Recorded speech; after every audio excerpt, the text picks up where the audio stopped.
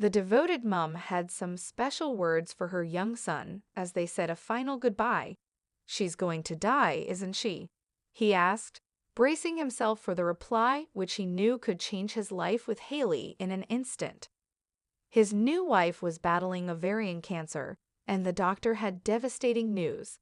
"She's got 6 months," she replied, and Taylor, 31, broke down. But in an endearing act of love, Taylor made the decision to keep the bleak prognosis from his new wife so she could enjoy their honeymoon. He says, "I just lost it. The doctor was comforting me, and I couldn't bring myself to tell her that. I had to gather myself, go out into the waiting room, look at Haley in the face, knowing that she's dying." In December 2015, Haley was 22 when she was diagnosed with an aggressive form of ovarian cancer, just 2 months before their wedding. She found a lump in her stomach, which doctors had initially thought was a cyst.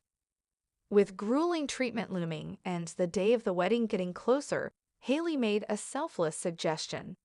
Taylor recalls, "She looked at me and said, 'I need to tell you something. If you want to call off the wedding, and you can marry someone else, that's okay with me. There's no telling what my future holds, but it's full of doctor's appointments and heartache and sadness. If you would like to move on, that's ok with me.' It just broke my heart. I said, 'Are you kidding?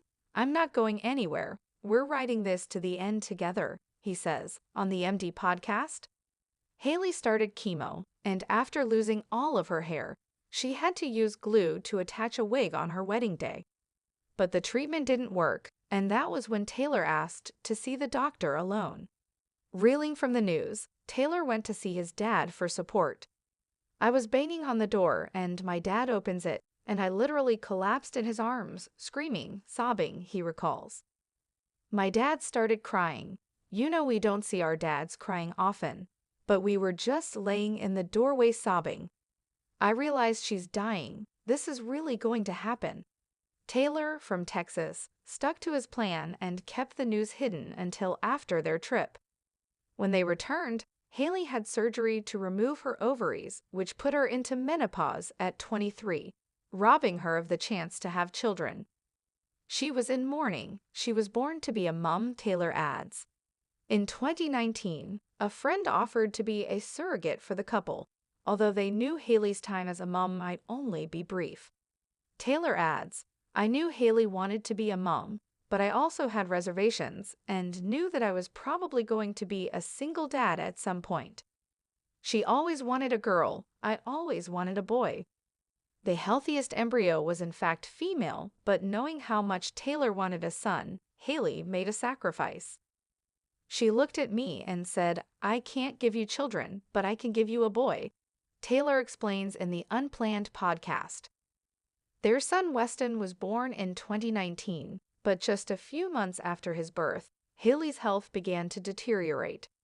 She continued her fight for the next few years until July 2023 when she passed away, aged 30. Taylor recalls what life was like for the family during the mom's final hours.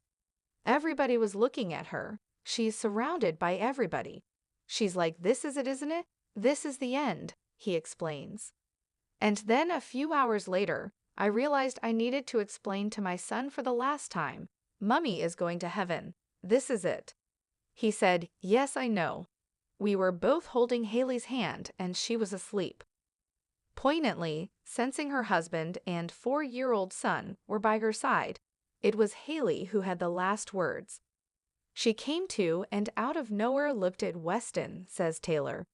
He said, "I love you, Mommy," and she said, "I love you too, Weston," and that's the last thing she said.